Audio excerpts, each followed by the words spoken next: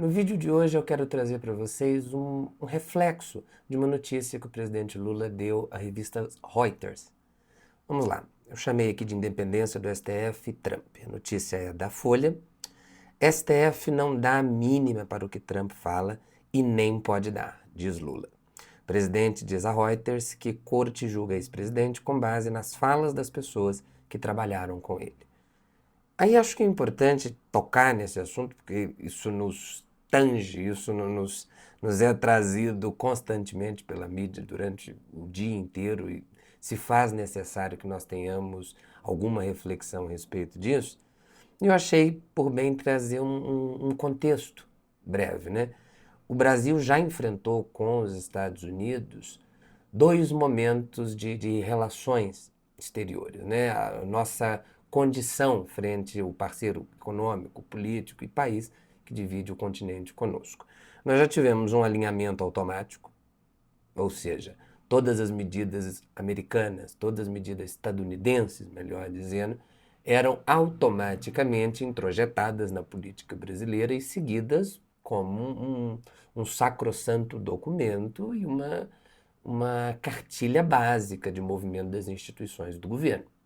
Mas também tivemos a política externa ativa e altiva, que é aquela que desvinculou dos Estados Unidos, desvinculou do governo estadunidense as decisões, as posturas, o desbravamento internacional e multilateral brasileiro, que não necessariamente criou um rompimento, criou uma briga, um despreparo entre as nações, mas uma relação mais madura, menos obediente, calada por parte do Brasil, né?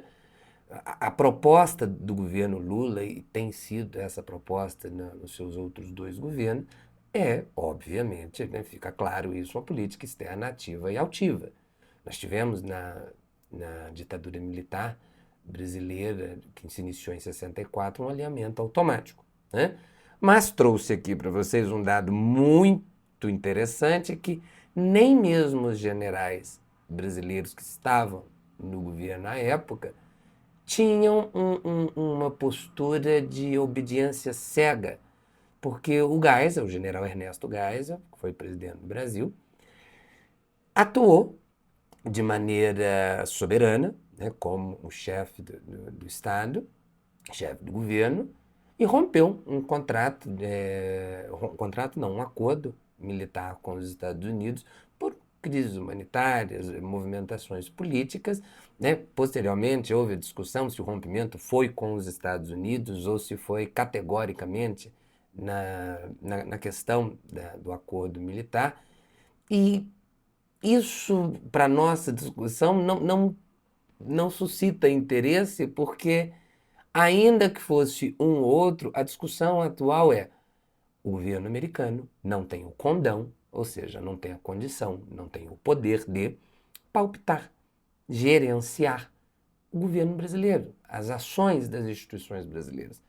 Por isso, o rompimento nesta pauta, nesta agenda, né? Em nenhum momento o governo brasileiro, nem mesmo o governo norte-americano, trouxe um rompimento diplomático entre as nações, né? Uma quebra da relação, das vendas, da diplomacia em si, dos acordos econômicos. Em nenhum momento isso foi tratado. Há uma rusga, há um conflito, há uma coisa que precisa ser tratada com atenção no momento pontual e específico, né? E entrando mais na questão do STF, que foi a fala primordial do Lula nessa entrevista à Reuters, de que o STF teria uma atuação direta contra o Bolsonaro e que há uma perseguição política e que há um, um, uma falta de moderação do judiciário para com o julgamento do ex-presidente Bolsonaro, eu trouxe aqui a reflexão de que, desde que o Bolsonaro entra, né, a partir do momento que ele entra na presidência até o momento em que ele sai, e isso se perdura até hoje, o STF precisa atuar com mais robustez como um contrapeso, porque as medidas, as falas, as entonações, os projetos, os clamores da ideologia bolsonarista, seja ela mimetizada em qual persona, se você acredita que hoje ele já não é mais isso ou que nunca tenha sido, é um direito seu político, nada disso está calcado na pedra, né? É uma percepção e uma análise política que não está calcada na pedra. Desde que os pedidos de intervenções se tornaram o mote, a luz inicial do governo e das pautas bolsonaristas, o STF precisou agir porque eram medidas ou inconstitucionais ou de necessidade de interferência do judiciário. E quem é o tribunal, o órgão competente para julgar um presidente durante o exercício do mandato? O STF. Fica parecendo que é uma perseguição? Não. É só um instrumento institucional, jurídico, competente para apaziguar, moderar, dizer, olha, daqui você não pode. Entendo suas intenções, mas juridicamente, legalmente, você não pode. Essa postura incentiva, incendeia, a palavra correta, incendeia posturas não constitucionais, não legais, né? Contrárias ao texto normativo.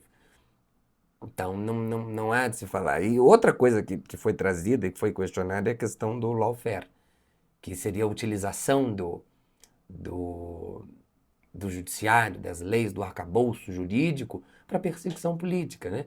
E aí eu trago uma fala que foi retirada dessa entrevista, que a Folha cita, a entrevista do Lula a Reuters, e eu lerei a passagem, né? Palavras do Lula.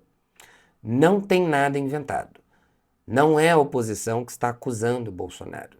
Não é alguém do exército de outro país. São os militares que trabalharam com ele. São as pessoas que trabalharam com ele e que estão fazendo as delações. O que essa fala tenta trazer? De que a inserção do Bolsonaro no judiciário, a produção de provas e os reiterados atos judiciais pelos quais ele tem passado, não há nem a necessidade de se justificar isso, mas houve a justificativa. Não são criadas pela oposição, por pessoas que querem perseguir. As provas, as declarações, a construção, né, as peças do quebra-cabeça que faltam são encontradas em delações, em documentos, nos celulares, nos computadores, de aliados íntimos ao presidente, de pessoas do seu mais estrito círculo de confiança.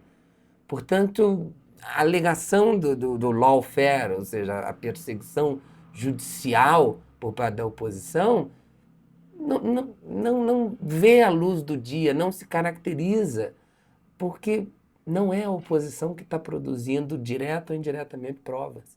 Não é a oposição que está lá categoricamente dizendo sim, houve uma reunião, e as reuniões muitas vezes gravadas. Então, esse discurso não encontra solo fértil, né? Tem outra citação tirada da entrevista da Reuters, pelo Lula. Eu não tenho por que ligar para o presidente Trump, porque nas cartas que ele mandou com as decisões, ele não fala em nenhum momento em negociação. E o que ele fez e o que ele faz são novas ameaças. Por que o Lula toca nesse assunto? Porque recentemente o Trump falou que estaria aberto ao telefonema do Lula a qualquer momento, mas não deixa claro e nem publicita isso, nem traz à luz do dia isso, eventuais pontos de negociação, de pontos convergentes entre os governos, né? Então, a postura do telefonema, do comparecimento, se você se lembra do caso do Zelensky, que foi até o Salão Oval, esteve com o presidente Trump e o vice-presidente, e foi humilhado, massacrado, colocado como um pária, uma criança, um player desprovido de voz frente ao sistema internacional, à mídia internacional, porque o Trump queria demonstrar força, poder, dizer que naquele momento, aquele foi um gesto, foi um símbolo. E nas relações internacionais, gestos, símbolos contam demais, porque dizem respeito a um bastidor dizem respeito às minúcias, às tratativas que não são ditas, né?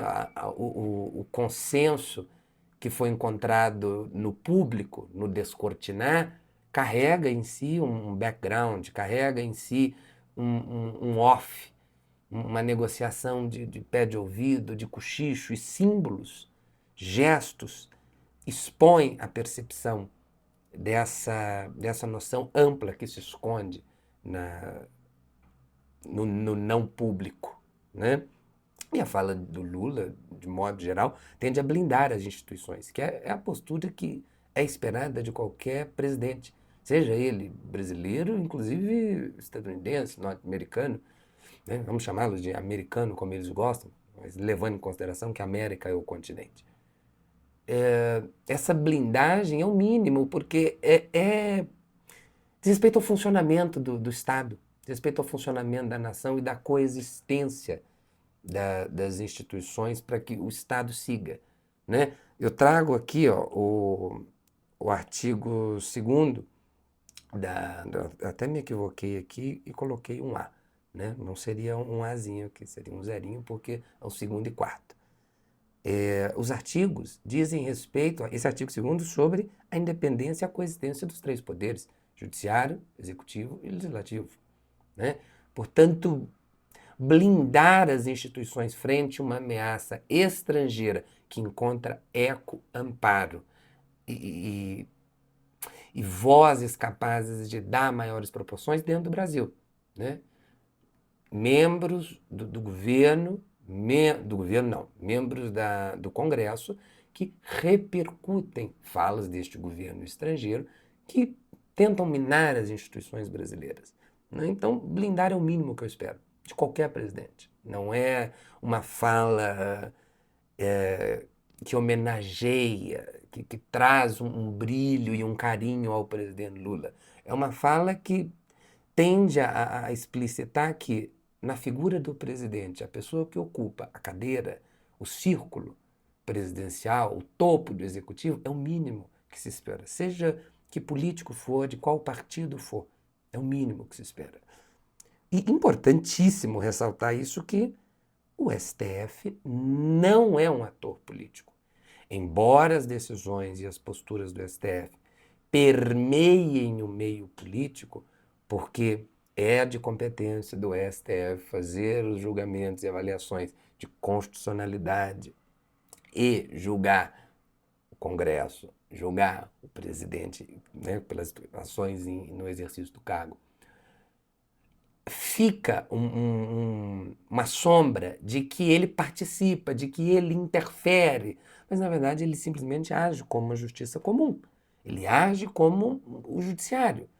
No entanto, as pessoas que são julgadas pelo STF encontram em seu repertório capacidade e capilaridade de mover montanhas com discursos, posts nas redes sociais e com narrativas, né, exuberantes que distorcem a realidade. Se você viu os deputados com fita na boca, travando pauta, ocupando o espaço do povo que precisa andar com demandas necessárias à condução do país, mas o discurso não encontra em si uma maturidade pessoal dos entes envolvidos, de uma maturidade para com o discurso público dos servidores e a população. Então, nesse sentido, é lamentável a confusão, e eu entendo a existência da confusão, mas que fique claro, né, que eu seja um mínimo fator de que te ponha ao menos para refletir sobre isso. Vamos pegar um exemplo simples, no momento de um divórcio, né, entre 2 pessoas, quando o juiz, se esse divórcio é judicializado, né, se há conflitos e tal, o juiz chancela a guarda de eventuais filhos para um ou outro ou compartilhada, e uma dessas pessoas se sente ofendida, aquele juiz, ele agiu para aquela pessoa como um amigo da contraparte, alguém que quis prejudicá-lo, alguém que estava naquela situação e tomou partido, quando, na verdade, não é nem função do juiz tomar partido, né? E, né, eu trago aqui também, eu trouxe o artigo 4 para falar da independência e da não intervenção do, do governo brasileiro, mas trago também o artigo 95, que vai trazer as questões do juízo no Brasil, né, sobre as posturas que o Estado deve resguardar para com eles, mas também no parágrafo único, inciso terceiro, traz a impossibilidade do juiz de ter um ativismo político, porque isso minaria a razão de ser. E aí eu dou ênfase ao STF, que é a corte competente a realizar o julgamento de agentes políticos, né? Mormente, porque se eventualmente um político tem questões não alinhadas ou não é, é, correlatas ao cargo, não será o STF que vai fazer esse julgamento, mas o STF é o portador, em última instância, dos julgamentos políticos.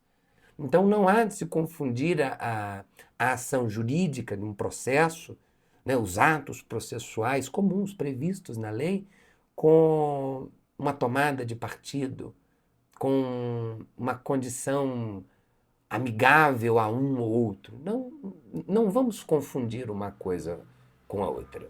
Era isso que eu queria trazer para a gente pensar aqui hoje.